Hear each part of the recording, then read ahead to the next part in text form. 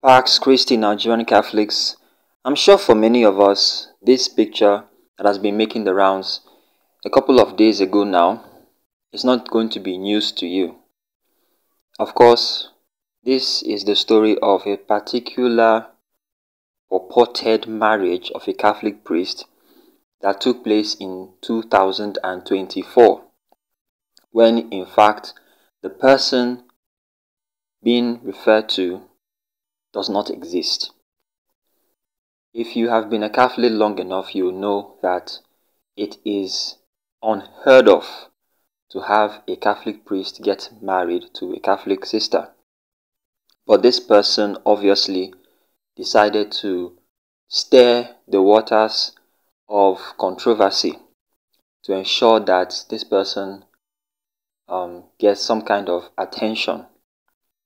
This is basically to clear the air, as I'm sure many of you would know by now, that such a thing cannot happen in the Catholic Church.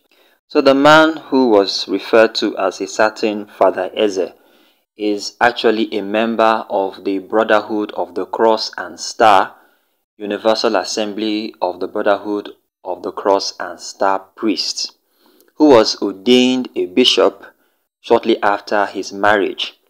His real name is Samuel Eyo, and he is from Akwa Ibom State. Pardon me, but I find it a bit hilarious that the leader of their group or brotherhood is referred to as His Holiness Ulumba Olumba Ubu, the King of Kings and Lord of Lords, leader, Universal Theocratic Council, head of administration, Brotherhood of the Cross and Star Worldwide. Excuse me, I thought the person who we refer to as the King of Kings and Lord of Lords is Jesus Christ. Anyway, that one is their problem. But this is basically to say this Father Ezeh does not exist. This person, whoever this person is, basically just decided to stir the waters of controversy to pull some attention, to get some whatever it is he or she was looking for. But this is basically to say this purported marriage did not happen, at least not with the names that this person used in his Facebook post, because it was actually shown on Facebook. Alright, so hopefully this helps us to understand the importance of verifying information before coming to conclusions. Not everything is as it seems. If you see something on social media, don't draw conclusions. Make your research and find out if what you have seen on social media is the truth. If it is the truth, verify, double verify, triple verify before you draw conclusions. It's very, very important for us to do that. And for the person who did this, well, salute to you. Thank God for you.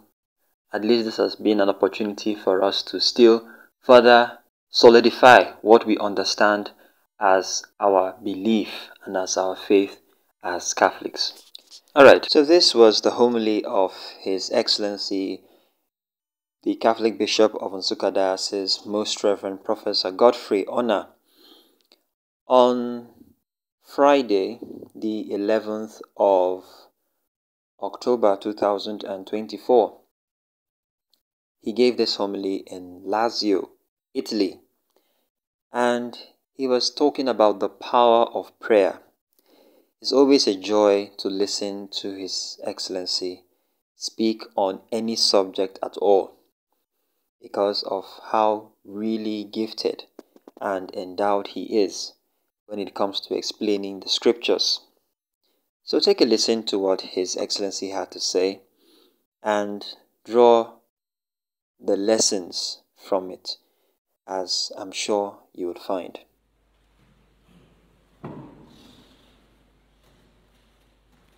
As if I knew that the readings this morning will present difficult texts. I had insisted with Father Johnson that some other priest would preach today. Any of them who had been detailed to preach during this Mass, so that I also listen and be fed. I actually now in the sacristy, we're going I'm sure not children. Because somewhere goes you just try to teach you no game with now. But the texts, both of the first reading and the gospel, they are complicated, and it's difficult to know exactly what to underline for our reflection. But I'll just pick out one: faith, the transforming power of faith in God. And I'm not going to give you any dogmatic reflection or lecture on faith. Many of you are dogmatic theologians. No matter philosophy, we create more problems than we can solve. It is just a question of sharing experiences about faith. Yesterday, the readings were on prayer, the gospel especially. And they are all based on faith, our relationship with God. A relationship that is so intimate that it has no space for doubts, or rather, not really doubts, but question on the fidelity of the person, God himself, in whom we believe. The conclusion of Paul in his discussion with the Galatians is, look, it is our faith that makes us children of Abraham, not any physical exercise. But that faith is a power of God, that the finger of God that Jesus talks about, that has power over natural and spiritual forces.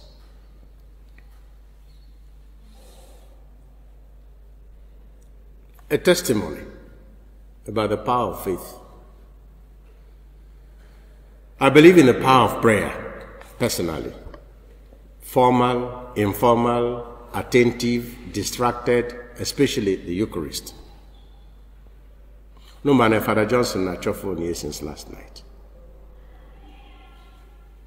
And as he arrived this morning, as Nakanaka, so Father Pauline Johnson, I my phone somewhere, not the sacristy.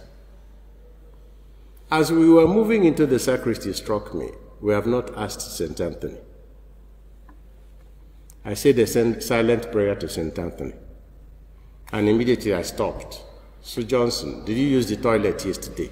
I said, yes. He went straight to the toilet and found his phone.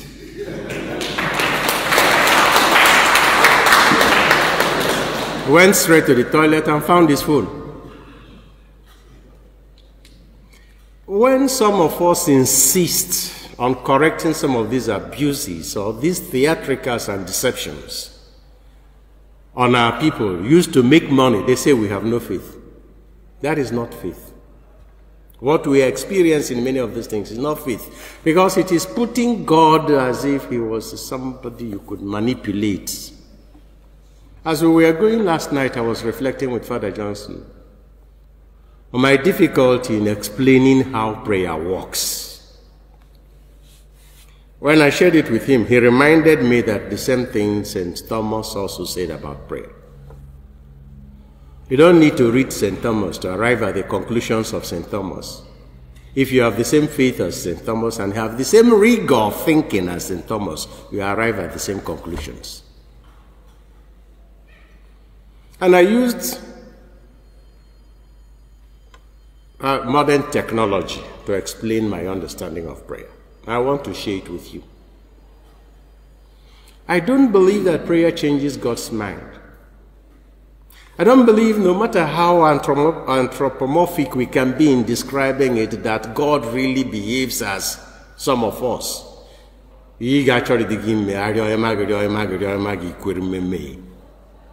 That's our way of understanding him.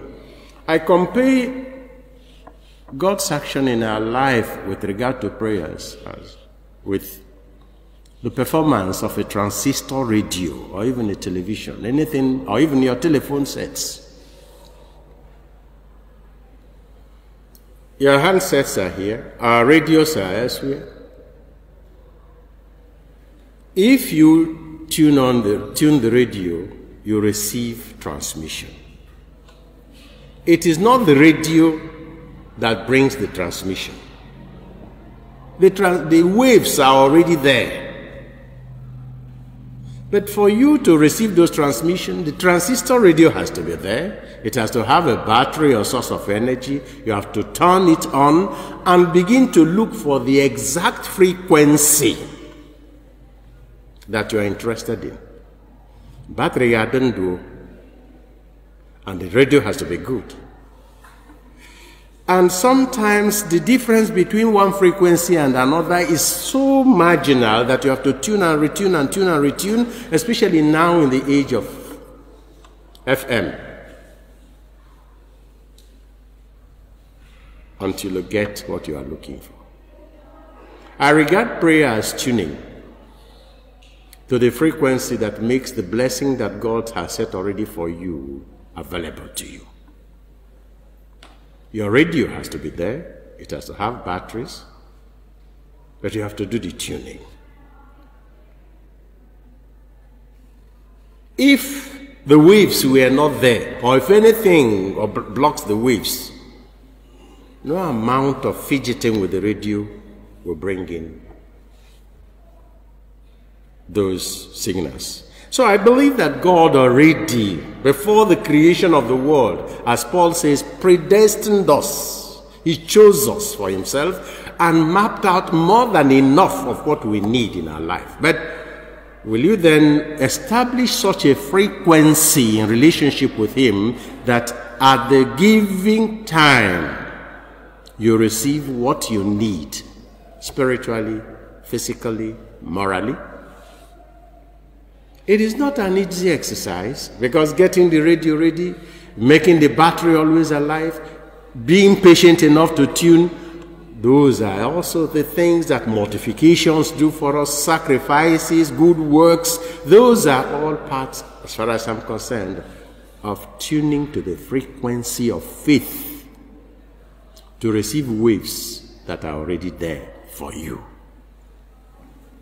But why is it then that I receive this and he receives the other? Because he tuned no BBC with a BBC. Only tune VOA with a VOA. There is no way you will put your frequency in FM and on soccer and expect BBC to come in. It won't work now. So this is my own analysis. And that also has to do with the relationship with God with regard to his powers over the forces of nature, spiritual forces. By the way, I always remind people, casting out demons in the name of Christ or even in any other name is the least of the miracles a believer can perform. The least. And it's very dangerous. Why do I say it is very dangerous? I always use Matthew chapter 7. From verse 22. Not all those who say to me, Lord, Lord, will enter the kingdom, but those who do the will of my Father. Because on that day some will come and say, did we not cast out demons in your name? Did we not perform miracles in your name? Yes, the name is not yours. But you are not within that frequency of absolute trust and love that makes him walk through you and in you, and you become a continuation of his presence. This is what I understand. Otherwise, those who were casting out demons, we are doing it even before Christ came. Your own experts, in whose name do they cast them out? And we read in the Acts of the Apostles the same thing. People, there were exorcists who were itinerant exorcists who confronted the apostles and wanted to imitate them. We know how some of them ended up. The funny story of the man, the sons of Seva, I think, of Sheva, who wanted to command an evil spirit. Okay? I sabi Jesus. I sabi Paul. Who you be? Paul I know. Jesus I know. But you, who are you? And then they dealt with those guys. Yes, man, in the midst of poverty, our people have been meant to believe that once you have power over evil spirits, you are a holy man. And it is because you are a holy man that is happening in your life. And then we have created these holy priests and unholy priests. Some of us who may be doing those things are faithless people. And why do I say faithless people? So long as economies are the center of all these exercises, you have not even believed that God will take care of your life. And so long as even you don't understand that God can talk to you through your superiors, it doesn't even, you mean you haven't even trusted him enough. Look at the life of the saints. Saint Pio of Petricina, for instance. I always tell people who are gifted, one of the things that God will use to test your faith is obedience. Because when you have gifts, you receive very difficult instructions from your superiors. And once you disobey, Satan will say, welcome to our club. But that's the act of faith. So with Paul, I will say it is faith. And this faith is not as simple as we think it is. It's not just the type of rational assent to a set of revelations. It is an attitude that one makes us so immersed in the person of God, in the Trinity, that we believe that where he leads us is right. And if you have that attitude, there is no limit to what can happen in your life and through your life in other people's lives. These are very, very difficult times, brothers and sisters, for the world and for the church. Everywhere. Where you are in Europe, basic assumptions of our faith are now being questioned. In the name of inclusiveness, in the name of synodality, in the name of anything, people no longer know what we believe and what we don't believe. And you ask yourself whether the Catholic priesthood or religious life still means anything. Of course, the question even about gender, so-called gender, it's not even as simple as you think it is. Because if a person doesn't believe in the existence of God who assigns nature, how will the person then accept male and female, male or female? This is the crisis the world is facing. And in our context, poverty compounds the problem. Our people are so poor and so gullible, and bad governance increases poverty. And once, I always say that bad governance and prosperity gospel or abuse of religion, they need each other. Bad governance feeds the relevance of bad religion, and bad religion needs the support of bad governance to remain credible. That is the situation we are in now. But then, we are ministers of God's mercy. We are ministers of God's intervention in the lives of people. And the finger of God, each of us is a finger of God, so long as we are immersed in him in faith, become so much part of him in our lives that we become extension of his presence among our brothers and sisters. And look, if you have that, you cannot be discouraged by your failures, and you cannot be puffed up by your so-called successes. So it's my prayer for all of us that the gift of the Holy Spirit, whom we invoke in this Mass, will strengthen us and unite us more with the Blessed Trinity in such a way that our faith becomes so consolidated that, like Paul will say, no longer I, but Christ living and acting in me.